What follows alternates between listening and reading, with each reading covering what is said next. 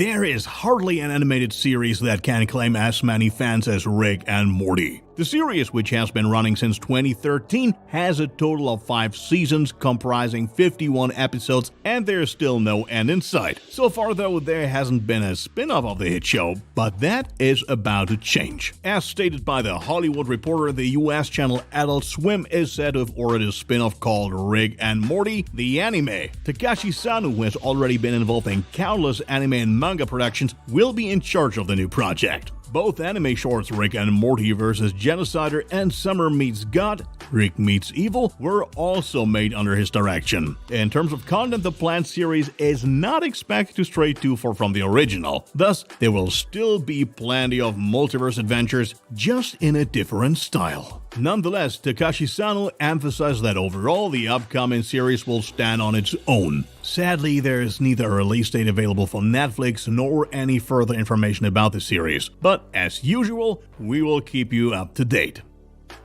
Next year, Dune Part 2 is already scheduled to have its cinema premiere. Those responsible have now finally agreed on an important cast. We are talking about Emperor Shaddam IV, the powerful ruler of the universe. Many actors were considered for the job, but in the end, Pulp Fiction actor Christopher Walken made the cut.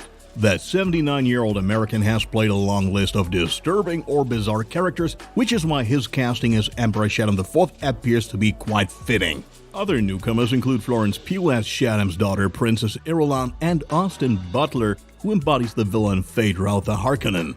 By the way, the 31-year-old actor will soon be seen as Elvis Presley in the biopic Elvis by Baz Luhrmann. Phaedra is the nephew of Baron Vladimir Harkonnen and is said to be in no way inferior to his uncle in terms of ferocity and cleverness. In the first film adaptation from the 80s by David Lynch, the character was still played by pop star Sting.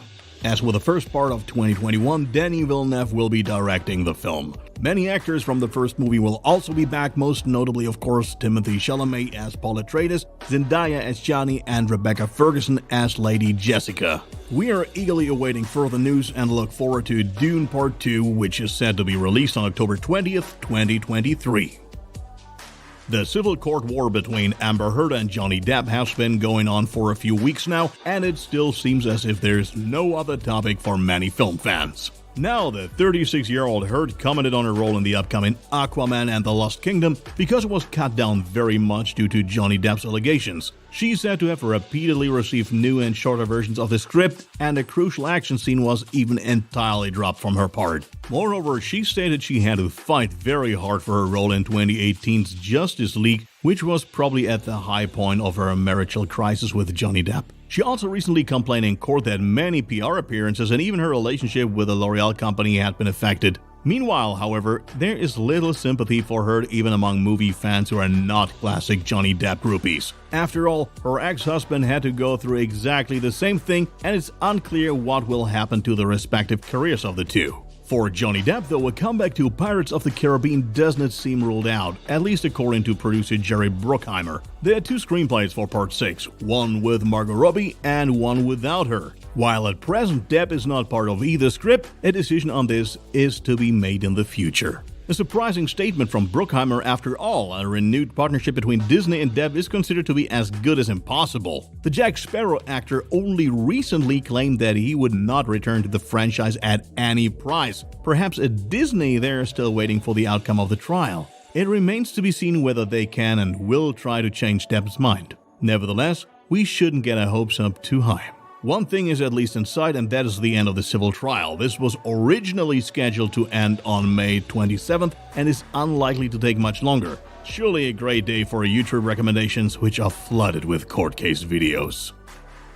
Last year, Warner Bros. Godzilla vs. Kong provided a visually stunning spectacle in cinemas and home theaters. At the end of March, the responsible parties officially confirmed a sequel to the MonsterVerse film, and in the meantime, they have even cast the first leading role. This refers to Downton Abbey actor Dan Stevens, who will slip into an important but as yet unknown role. So far, the rumors still persist that the next MonsterVerse movie will be called Son of Kong instead of Godzilla vs. Kong 2, as this has already been implied in the first film. Behind the camera, we're counting on a familiar face as Adam Wingard once again gets to do himself the honor of sitting in the director's chair. It must be assumed that shooting will start in the course of the coming weeks or months, however, an official release date is not available at this time. It was only in February that Homeland actor Rupert Friend was cast as the antagonist Belisarius in Rebel Moon. Yet it is already evident that this was only a short-lived affair, as he has already left the project a mere 3 months later.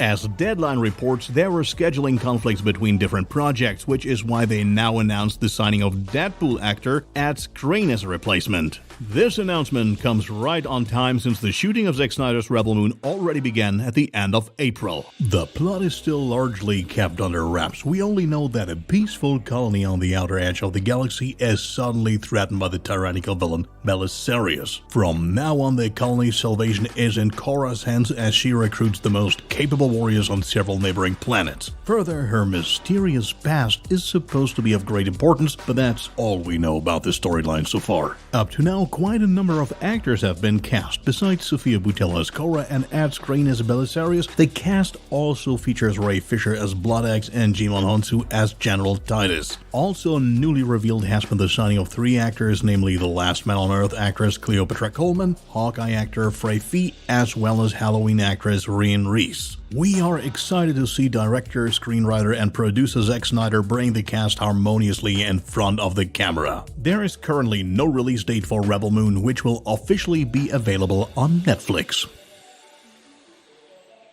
There is news from Disney's world-famous animation studio Pixar. As those in charge announced this week, we can soon expect a new Pixar animated movie called Elemental. This would be the 27th feature film from the 12-time Oscar-winning studio, so expectations are high as usual. Pixar also already published an official synopsis including the designed movie title via Twitter. There's talk of a city in which fire, water, land, and air residents live together. The 2 characters, Ember and Wade, are the focus. While Ember is associated with fire, Wade is supposed to represent the water. The director is Peter Son, who already worked on the Pixar film The Good Dinosaur in 2015, albeit not very successfully. Denise Ream, who worked on Cars 2 among other projects, will function as producer. In addition to a newly released concept art, there is also some backstory information about the film. There are no doubt some childhood memories flowing in from director Peter Son, who as a child emigrated to New York City with his parents and perceived the city to be a place full of cultures and languages. Certain elements can be blended and others cannot, which will certainly be illustrated in a creative way in the film. We are definitely excited and hope that director Peter Son will have greater success with Elemental than he did with The Good Dinosaur. The movie will be released starting June 16, 2023, but it is not yet known whether it will be shown in theaters or if it will be only available on Disney+. Which news did you find most interesting this week? Feel free to let us know in the comments. There were also plenty of new trailers this week, such as for She-Hulk, The Boys, and the next Predator installment, Prey. Have fun watching.